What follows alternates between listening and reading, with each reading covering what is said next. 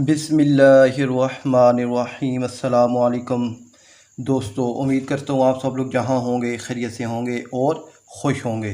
तो नाइन्थ की मैथमेटिक्स हम लोगों ने स्टार्ट की हुई थी, तो उसका चैप्टर नंबर 1 और उसकी एक्सरसाइज 1.6 हम लोगों ने स्टार्ट की हुई थी। तो आज उसका पार्ट 3 है।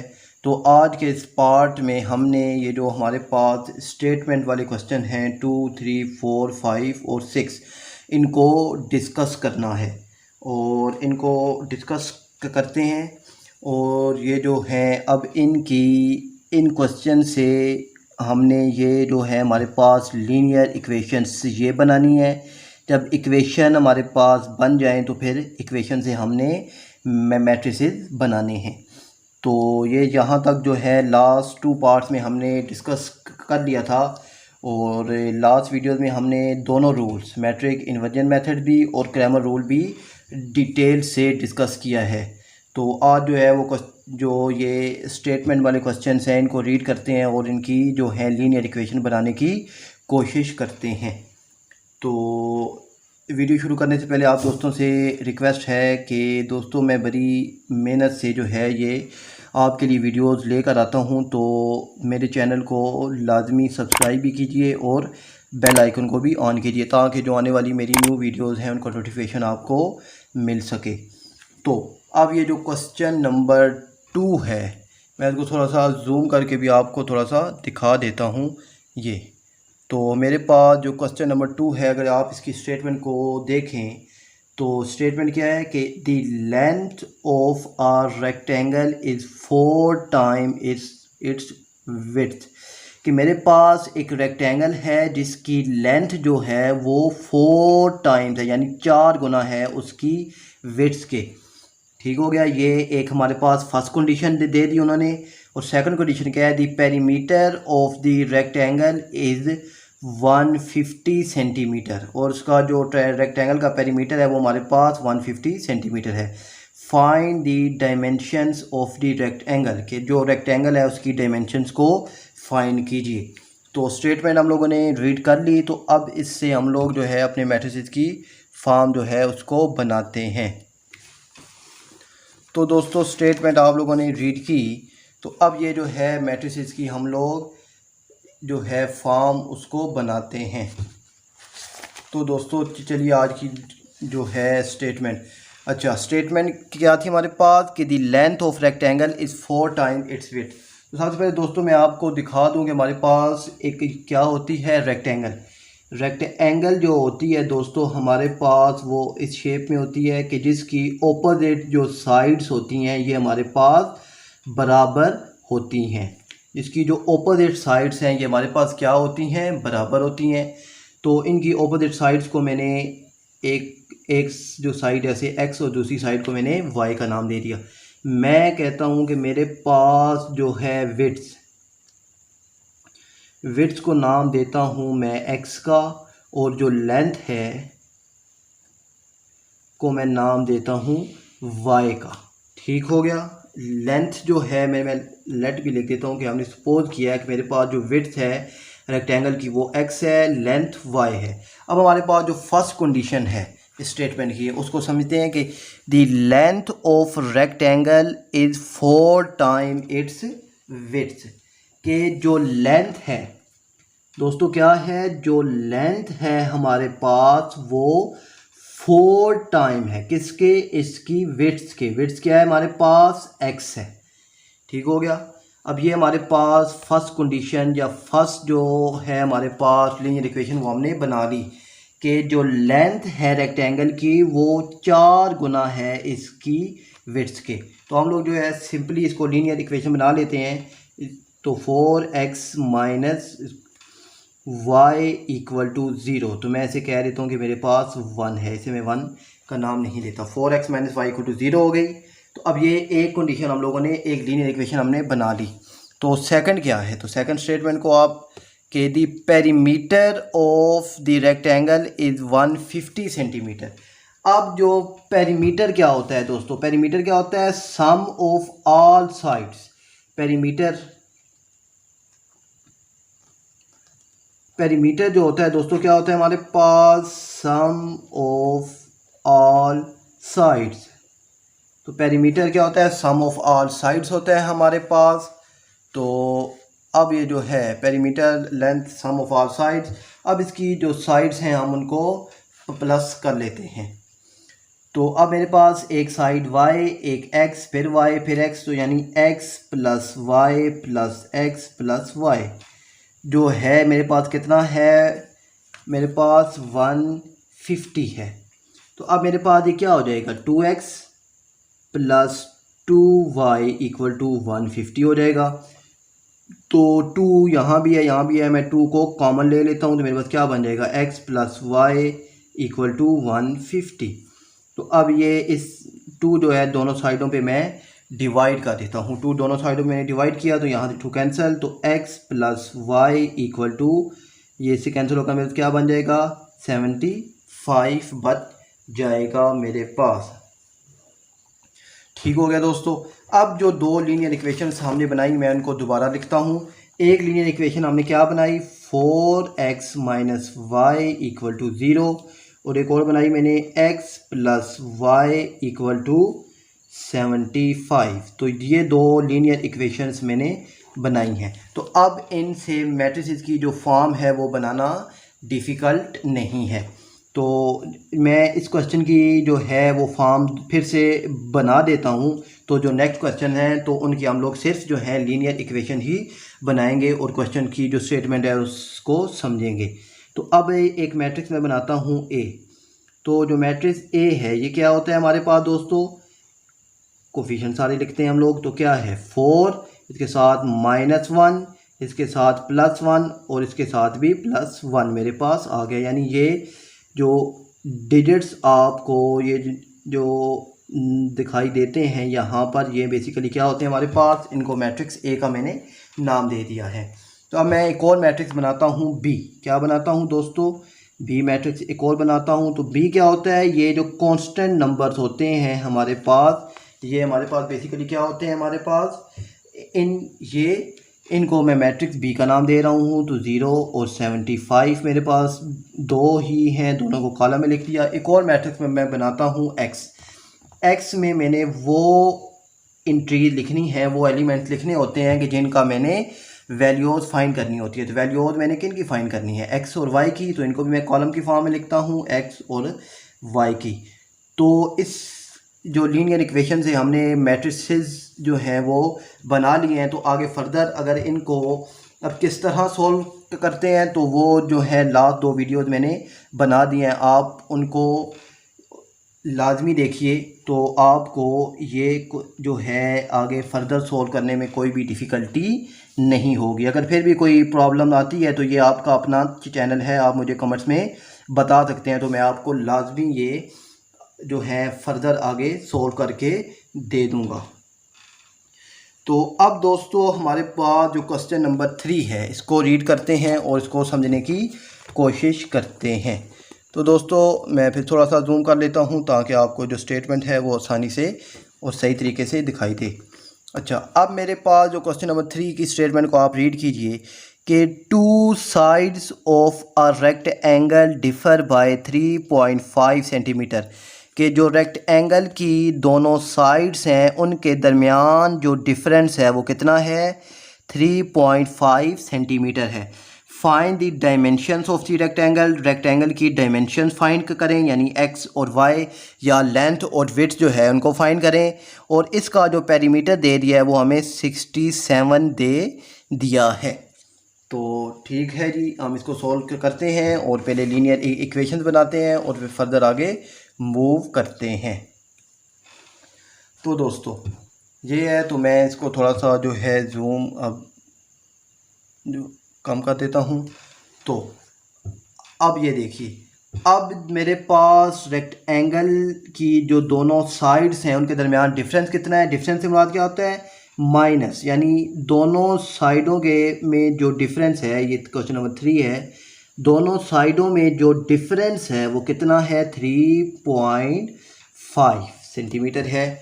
तो अब यानी x माइनस वाई के दरमियान जो डिफरेंस है वो कितना है, 3.5 सेंटीमीटर है। तो आपने क्वेश्चन जब सोल्व करना है पेपर में या एग्ज़ाम्स में तो आपने इसी तरीके से सॉल्व करना है। सबसे पहले आपने शेप बनानी है, फिर जो है वेट्स उसको डिफ़ाइन करना है, फिर लेंथ को डिफ़ाइन करना है, फिर आपने अपनी कंडीशंस बनानी है। तो मैं जो है वो एक दफ़ा ये कंडीशन बना दिया, तो अब मैं इनको डायरेक्ट आगे जो है कंडीशंस वो बना रहा हूँ। तो फर्स्ट कंडीशन क्या थी दोस्तों हमारे पास, एक बार फिर मैं आपको दिखाता हूँ कि हमारे पास क्या आता है कि 2 sides of a rectangle differ by 3.5 centimetre, कि रेक्टेंगल की जो दोनों साइड्स हैं उनके दरमियान जो डिफरेंस है वो कितना है, 3.5 सेंटीमीटर है। यानी x minus y equal to 3.5 centimetre है हमारे पास। तो अब दूसरी कंडीशन क्या है, तो दूसरी कंडीशन सिंपल है। जो पेरीमीटर हमने अभी फाइंड किया था 2x plus 2y equal to कितना है मेरे पास 67 है। तो इसी तरह 2 फिर आप कॉमन लें तो क्या आ जाएगा x plus y equal to 67। 2 जो है आप दोनों साइडों पे डिवाइड कर लीजिए, तो यहाँ भी कैंसिल, तो x प्लस वाई जो है मेरे पास इसके बराबर आ जाएगा। ये 2 को आप इसके साथ कैंसिल कर लीजिए, 2 1 ज़ा 2 3 ज़ा और फिर 2 3 ज़ा 1 बचेगा, तो ये 1 जो होता है 0.5 होता है। तो ये कैलकुलेशन आपके पास अगर कैलकुलेटर है तो आप उसमें भी सोल्व कर सकते हैं, और आपकी अगर प्रैक्टिस हो तो आप इनको आसानी से सोल्व कर सकते हैं। तो फर्स्ट कंडीशन मेरे पास जो इक्वेशन बनी वो ये बन गई, और सेकंड मैंने ये बना ली।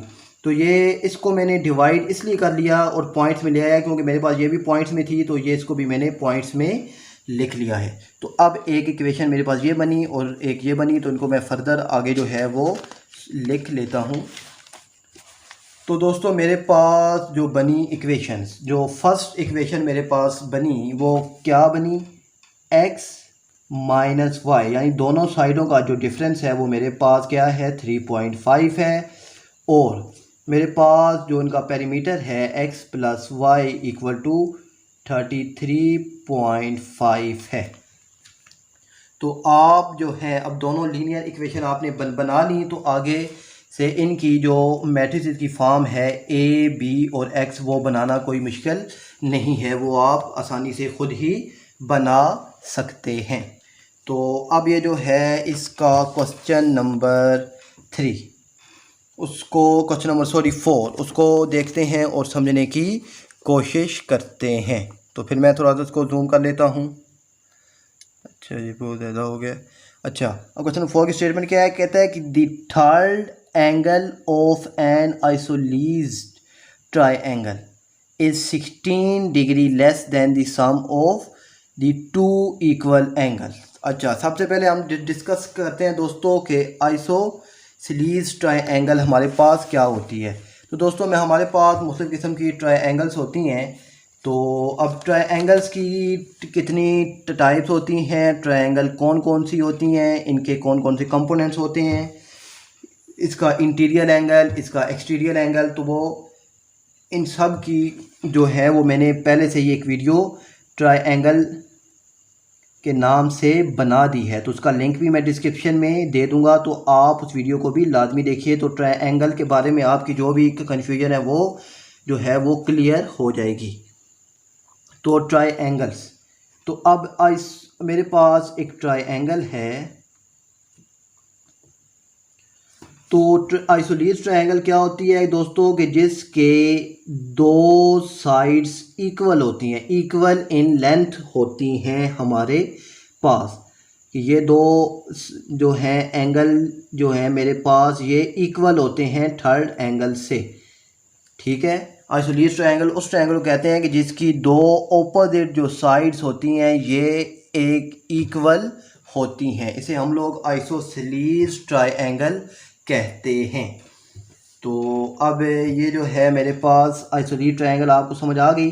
तो अब दोस्तों देखिए कि अब क्वेश्चन की जो स्टेटमेंट है उसको रीड करना है और समझने की कोशिश करनी है कि हमारे पास क्या है इसकी स्टेटमेंट, कि कहते हैं कि the third angle of an isosceles triangle is 16 degree less than the sum of the two equal angle, के जो दो इक्वल एंगल हैं उनका सम किया जाए तो जो थर्ड एंगल है वो 16 डिग्री जो है वो लेस है। Find the 3 angles of the triangle. तो आप तीनों एंगल्स को फाइंड कीजिए। तो बेसिकली दो एंगल जब फाइंड होंगे तो हमारे पास तीनों एंगल फाइंड हो जाएंगे। अच्छा, अब मेरे पास मैं कहता हूँ कि मेरे पास जो लेट करता हूँ, जो मेरे पास से इसका एक एंगल है फर्स्ट एंगल, और मेरे पास वो क्या है, वो एक्स है। तो सेकंड एंगल जो है मैं उसको भी लिख लेता हूँ, वो भी मेरे पास एक्स है। तो थर्ड एंगल जो है मेरे पास वो वाई है। तो क्यों दो एंगल सेम होते हैं, इसलिए मैंने दोनों को नाम दे दिया एक्स का। अब जो स्टेटमेंट है, स्टेटमेंट क्या थी दोस्तों हमारे पास के, मैं एक बार फिर आपको दिखाता हूँ कि the third angle of an isosceles triangle is 16 degree less than the sum of two equal angle. के जो थर्ड एंगल है हमारे पास, जो थर्ड एंगल है ये इक्वल है किसके, ये हमारे पास इक्वल है सम ऑफ टू इक्वल्स एंगल, और लेस देन है इनके 16 डिग्री के। समझ आ गई दोस्तों आपको कि मेरे पास जो तीसरा एंगल है वो बराबर है किसके, दोनों एंगल का जो सम है उसमें से आप 16 को माइनस कीजिए तो मेरे पास थर्ड एंगल जो है वो आता है कि दी third angle of an isosceles triangle, यानी जो y है वो इक्वल है किसके, 16 डिग्री लेस है, यानी 16 डिग्री माइनस है किसके, सम ऑफ टू इक्वल एंगल्स, कि दोनों एंगल का जो सम है, दोनों एंगल का जो सम है वो उसमें से आप 16 को अगर माइनस करें तो मेरे पास थर्ड एंगल आता है। तो मेरे पास ये जो है फर्स्ट इक्वेशन बन गई। तो अब सेकंड इक्वेशन क्या है, तो अब सेकंड इक्वेशन दोस्तों, अब ये एंगल की बात हो रही है तो आपको पता होना चाहिए कि हमारे पास जो ट्रायंगल का इंटीरियर एंगल होता है, इन एंगल्स का जो ट्रायंगल के इंटीरियर एंगल्स हैं उनका जो सम है ये हमारे पास के बराबर होता है 180 डिग्री के बराबर होता है। यह आपको याद होना चाहिए कि हमारे पास जो ट्रायंगल होती है इसके इंटीरियर एंगल का जो सम होता है ये हमारे पास 180 डिग्री के बराबर होता है। तो सेकंड इक्वेशन क्या बन जाएगी मेरे पास, सेकंड इक्वेशन इंटीरियर एंगल का सम क्या है, 2x है, एक y है, यानी 2x प्लस y का जो सम है मेरे पास वो कितना है, 180 डिग्री है। तो अच्छा, इन्फॉर्मेशन के लिए आपको मैं बता दूं कि इनका जो एक्सटीरियर एंगल का जो सम होता है, ट्रायंगल के जो एक्सटीरियर एंगल का जो सम होता है वो हमारे पास 360 डिग्री के बराबर होता है। इंटीरियर 180 के बराबर होता है, एक्सटीरियर 360 डिग्री के बराबर होता है हमारे पास। ये बहुत ज़्यादा जूम है तो उसको मैं जो जूम है वो कम कर देता हूँ। तो हमारे पास दोनों इक्वेशन जो हैं हम लोगों ने बना ली हैं। तो अब ये जो है फर्दर इसको सॉल्व करना हमारे लिए कोई मुश्किल नहीं है। अब क्वेश्चन नंबर जो है 5, उसको इस स्टेटमेंट को रीड करते हैं और उसकी समझने की कोशिश करती हैं। तो दोस्तों अब क्वेश्चन नंबर जो 5 है वो क्या है, अब क्वेश्चन नंबर 5 क्या है कि वन एक्यूट एंगल। अच्छा, अब एक्यूट एंगल की वो बात कर रहा है। तो एक्यूट एंगल, ऑब्ट्यूट एंगल और राइट जो एंगल है ये मैं आपको अभी बताता हूँ स्टेटमेंट पढ़ने के बाद। तो one acute angle of a right triangle is 12 degree more. यहाँ पर अब जो क्वेश्चन 4 में क्या था, लेस था, अब यहाँ पर मोर है, यानी यहाँ पर माइनस किया है तो यहाँ पर अब हमने इसको प्लस करना है, 12 degree more than twice the other acute angle, find the acute angles of the right triangle. तो स्टेटमेंट आप लोगों ने रीड कर ली और उसको समझ भी लिया, तो अब इसको सोल्व करने की कोशिश करते हैं। तो इसको मैं जो जूम है वो कम कर देता हूँ ताकि सवाल भी साथ साथ हमें दिखाई दे। तो दोस्तों अब ये है कि सबसे पहले हम दोस्तों बात करते हैं। मेरे पास दोस्तों अगर जो ये क्या होता है, मेरे पास 90 डिग्री होता है। जब मेरे पास एंगल जब 90 डिग्री होता है जिसे हम लोग क्या कहते हैं, राइट एंगल या राइट ट्रायंगल भी कहते हैं, कि जिसमें एक एंगल हमारे पास 90 डिग्री हो। जब यही एंगल हमारे पास 90 डिग्री से लेस हो जाए, 90 डिग्री से क्या हो जाए, लेस हो जाए, तो इसे हम लोग क्या कहते हैं, एक्यूट एंगल कहते हैं। इसे क्या कहते हैं, एक्यूट ट्रायंगल या एक्यूट एंगल भी हम इसे कहते हैं। और जब यही एंगल 90 डिग्री से भी इंक्रीज़ कर जाए, 90 डिग्री से भी बढ़ जाए, तो हम इसे क्या कहते हैं, ऑब्ट्यूज एंगल हम इसको कहते हैं। तो ये राइट एंगल या राइट ट्रायंगल या एक्यूट एंगल ये आप लोगों को समझ आ गया होगा। तो अब ये जो है अपना क्वेश्चन उसकी तरफ वापस आते हैं। तो क्वेश्चन क्या था दोस्तों हमारा, कि one acute angle of a right triangle, कि मेरे पास एक राइट ट्रायंगल है। मेरे पास क्या है दोस्तों, एक राइट ट्रायंगल है। यानी राइट ट्रायंगल क्या होगी, जिसका एक एंगल हमारे पास 90 डिग्री होगा। तो एक 90 डिग्री जो राइट ट्रायंगल है उसका एक एक्यूट एंगल, यानी उसका एक एक्यूट एंगल जो है मेरे पास वो, यानी एक छोटा एंगल जो 90 से छोटा है, तो वो जो है हमारे पास वो क्या है, तो वो क्या है कि 12 डिग्री मोर है। यानी मैं कहता हूँ कि मेरे पास जो है, मैं कह लेता हूँ सपोज़ कि मेरे पास, इसको मैं चलो एक्स कह लेता हूँ। मेरे पास जो x है, मेरे पास दोस्तों क्या है, जो x है।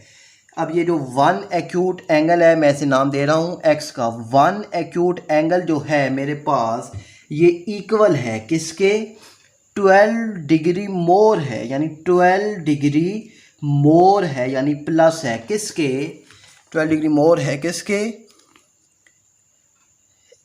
Twice of the others acute angle, यानी जो दूसरा एक्यूट एंगल है, ये जो दूसरा एक्यूट एंगल है उसके ट्वाइस है, यानी 2 गुना है।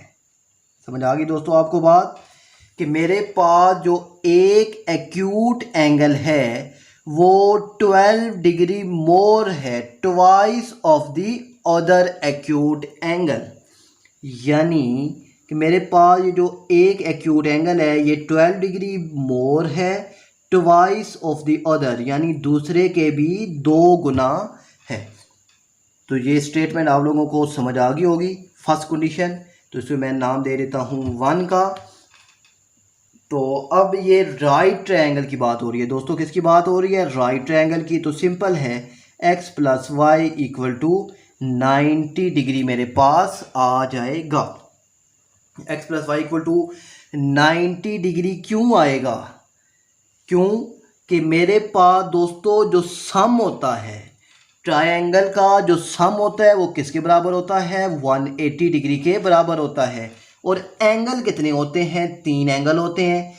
एक एंगल जो है मेरे पास वो 90 डिग्री है, ये मुझे कन्फर्म है, क्यों कि राइट ट्रायंगल की बात हो रही है। तो एक एंगल जो है वो 90 डिग्री है, कन्फर्म है। तो दो रिमेनिंग एंगल बचेंगे, उनका जो सम होगा वो 90 डिग्री के बराबर होगा। तो तभी जाकर मेरे पास 180 डिग्री कंप्लीट होगा। तो इसलिए x plus y equal to 90 degree मैंने लिखा है। ये क्यों लिखा, ये आपको क्लियर हो गया होगा। तो मेरे पास दोनों कंडीशंस आ गई, दोनों लीनियर इक्वेशन मैंने बना ली। तो आगे ये जो है इसको सोल्व करना मुश्किल नहीं है आपके लिए। क्यों दोनों कंडीशंस, दोनों लीनियर इक्वेशन बन गई। अब मैट्रिक्स ए भी आप बना सकते हैं, बी भी बना सकते हैं और एक्स भी, और इनको फर्दर आगे आप इंशाल्लाह खुद सोल्व भी कर लेंगे। और ये जो दोनों एक्यूट्स एंगल हैं एक्स और वाई, ये आप फाइंड कर लेंगे। तो अब ये जो इसका लास्ट क्वेश्चन है इसको रीड करते हैं, उसकी स्टेटमेंट को समझने की कोशिश करते हैं। तो नेक्स्ट वीडियो में इसकी जो एक्सरसाइज है हम उसको डिस्कस करेंगे। तो चलें, मैं फिर थोड़ा सा जूम कर लेता हूँ। तो चलें जी, अब इसकी स्टेटमेंट जो है क्वेश्चन नंबर 6 की स्टेटमेंट को रीड करते हैं और समझने की कोशिश करते हैं। इसकी स्टेटमेंट क्या है? कहता है कि 2 cars that are 600 kilometre apart, 2 cars हैं जो 600 किलोमीटर अपार्ट हैं, यानी एक दूसरे से अलग हैं, दूर हैं, आप कुछ भी कह लें। Are moving toward each other, कि दो एक दूसरे की तरफ मूव करती हुई आ रही हैं। देयर स्पीड डिफर बाय, यानी इन दोनों की स्पीड में जो डिफरेंस है वो कितना है? 6 किलोमीटर है। इनकी स्पीड में जो डिफरेंस है दोस्तों वो कितना है? 6 किलोमीटर है। ये हमारी फर्स्ट कंडीशन हो गई, 6 kilometre per hour. And the cars are 123 kilometre apart.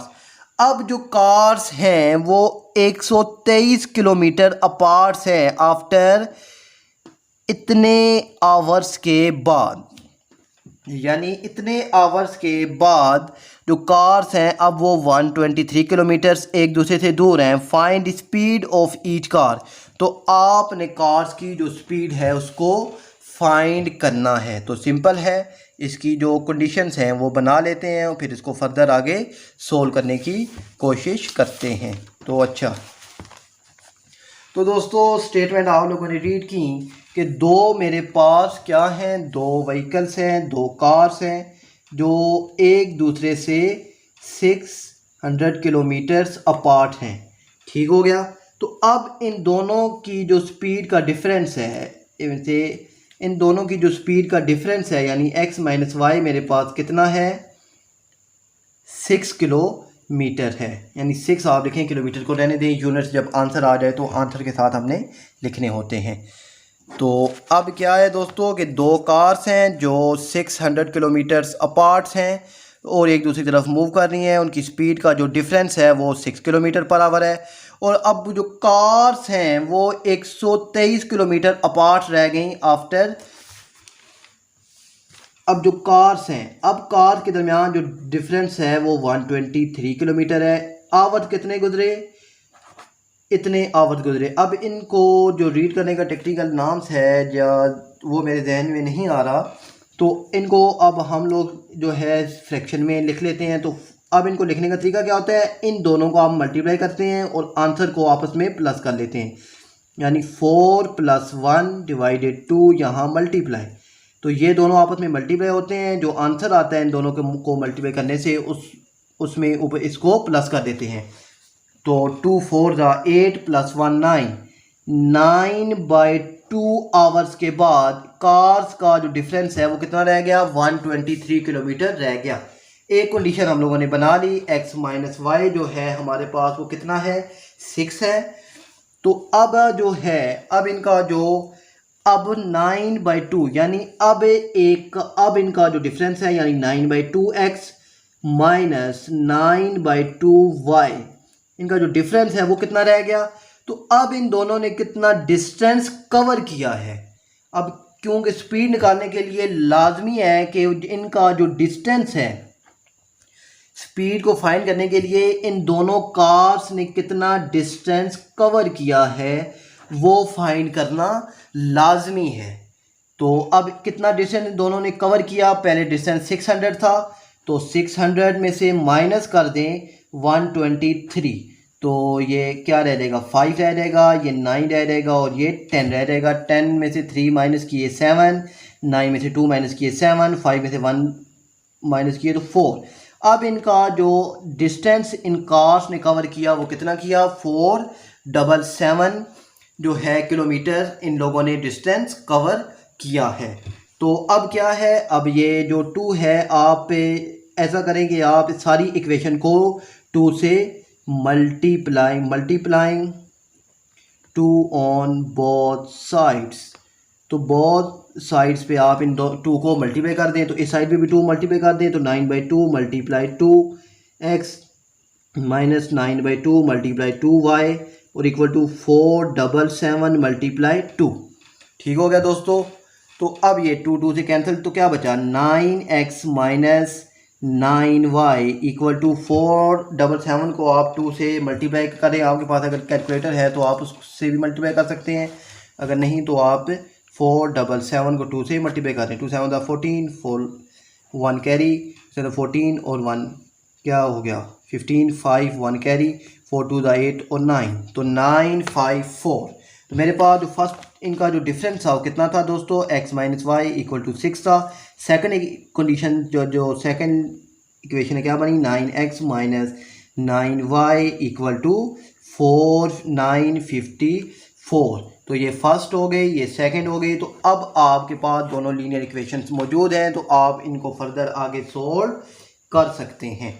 तो आप इनसे मैट्रिक्स ए बनाइए, बी बनाइए और एक्स बनाइए और इनको है फर्दर इनकी जो स्पीड्स है एक्स और वाई की वैल्यू फाइंड कीजिए, तो आपके पास स्पीड्स ऑफ कार्स आ जाएगी।